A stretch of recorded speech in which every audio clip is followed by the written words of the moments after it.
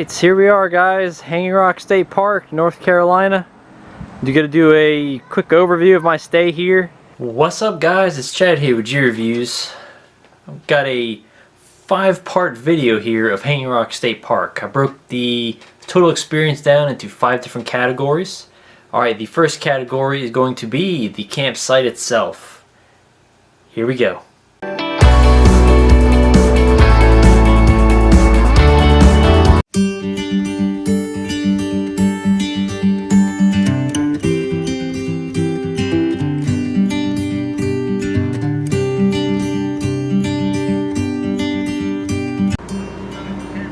Alright guys, here is the main road on the loop that we're in. We are in camp number 26. Here is our setup. We got the old Odyssey.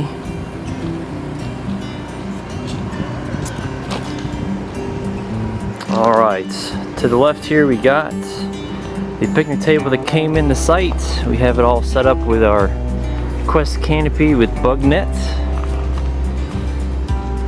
Okay, this is kind of messy. We just finished up with breakfast, but I got old Coleman 2-burner, pressurized propane.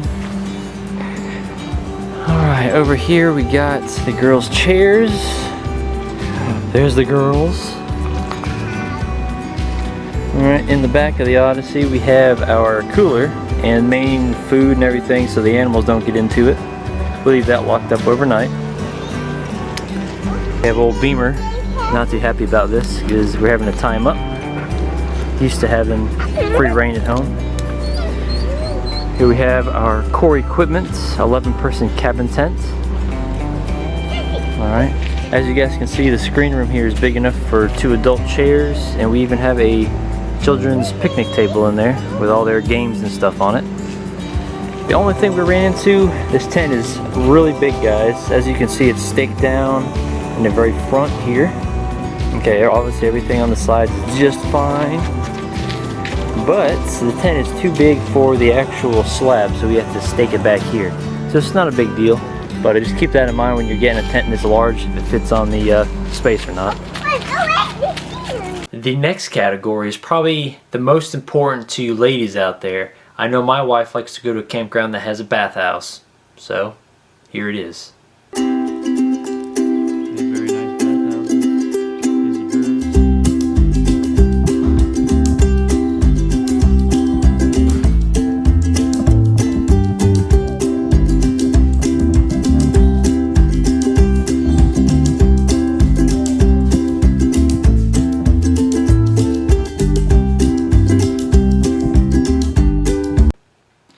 The third category is the actual campground itself and all it has to offer. Alright guys, here is a map overview of Hanging Rock State Park. Okay, everything that's grayed out is actually the state park. Okay, these 2 loops right here, that is the actual campground. Okay, here's the main lake. Lots of parking. There is a visitor center right here, and this is a high area where there's very few trees at the very top, and then this is actually the Hanging Rock Trail. There's many trails that go around. There's lots of wildlife. The swimming lake is very beautiful, so I'm going to show you some clips of that.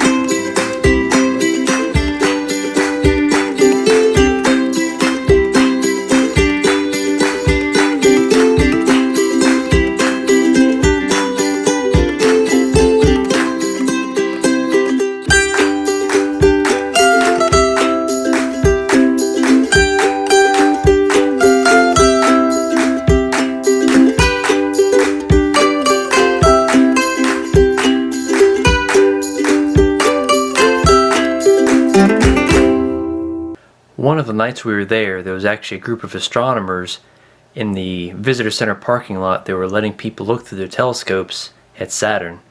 It was a great time. My girls loved it, and I went back later that night and took some pictures of the stars. Here they are.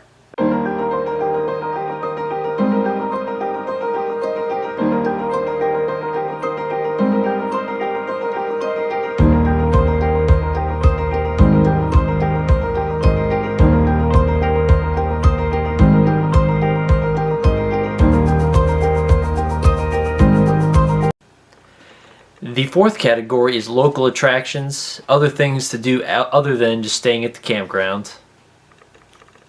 Alright guys, as far as local attractions, okay, this green area here is Hanging Rock State Park. Okay, the closest town is called Danbury, North Carolina.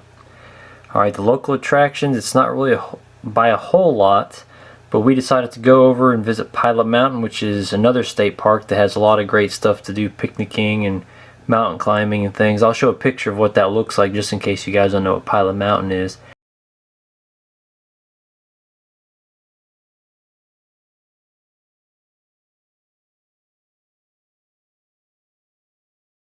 Over here though, Mount Erie, okay, it's about 45 minutes from this area, Hanging Rock, over to Mount Erie, but we stopped at Pilot Mountain and then went over to Mount Erie. But there's a lot of stuff in Mount Erie that has to do with Andy Griffith. They have the Andy Griffith Museum.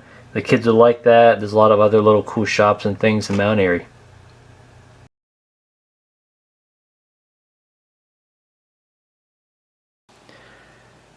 Alright guys, this could be the last but final short section of this video. This is going to be the cost. We paid $23 a night for the campsite. Alright guys, this is the very end of the video. I'm assessing Hanging Rock State Park with a G-score. Okay, again, broke it into 5 categories. The first one, a little tent symbol, is the campsite itself. Second is the outhouse, little moon. Then the campground itself, or the state park, is the tent with the circle. Then the local attractions are fun. And finally the cost, the value, is the little money symbol. Alright, I'm assessing the actual campsite itself with a 4 out of 5. Okay, I have nothing bad to say about the campsite itself. Okay, the only reason it's getting a 4 out of 5 is there is not a single option for power on any of the sites. Okay, there's a lot of other state parks that I've been to where power is at least an option on some sites. Okay, this one has no power at any site. So unfortunately, there was a small camper, Class C camper, that was parked next to us for Friday night. And again, they wanted some air conditioning, so guess what they did? They ran their generator all night. Okay, luckily it was a nice little 4-stroke, it was quiet, but it was just a noise that was just all night. But fortunately, it kind of eventually just put us to sleep, so it wasn't a big deal. But that's the only reason. Got a 4. It's the only reason. Alright guys, the next one here is the Bathhouse. Okay, the Bathhouse is getting a 5 out of 5. This is one of the better bathhouses I've been to. It's got, at least in the men's room, it has 3 stalls, it's got a couple urinals, it's got 4 showers. I've never ran into a problem as far as having to wait on anybody for anything. Okay, the only thing is if you're going to go in the winter time, okay, the bathhouse does not have AC or heat. Okay, so it is open air, it does have just vents on the side to let the air kind of flow through there. So if you're going to be going in the winter time, expect to take a cold shower. Now the water is hot, but you could have cold air blowing through there. I've been there, done that. Alright, the next thing is the actual campground and state park itself as a whole. Okay, guys, this is getting a 5. Okay, 5 out of 5. I couldn't ask for anything better. It has well-marked hiking trails. It's got a beautiful lake. It's got, you can canoe rentals, boat rentals, you name it. It's got a swimming area. The grounds are well maintained and kept. It's got a playground. It's got something for everybody. And again, you can actually hike the Hanging Rock, and that's a beautiful view. Alright, now the local attractions, that's going to be getting a 4. Okay. you are an outdoor type person or an outdoor type family, you're going to probably assess it as a 4. If you do not really like the outdoors a whole lot, you probably give it a 3, but I'm giving it a 4. Okay, like I said, there's a couple of nice local attractions, but if you're just out there trying to relax and be in the outdoors, the local attractions are good because it's got other state parks and some nice history type places. Alright guys, the cost and value, alright, that is getting a 5. Alright, 5 out of 5. Okay, it's 23 bucks a night. Doesn't matter what site you're in, 23 bucks. There's some campgrounds for tents pushing $50, $60 and up, and that's not even with power. I've been to a few of those also. So the value on this is getting a 5 because you actually get a full bathhouse. It's not primitive camping. The only way you can really save some money is if you camp in your backyard or camp in the Walmart parking lot.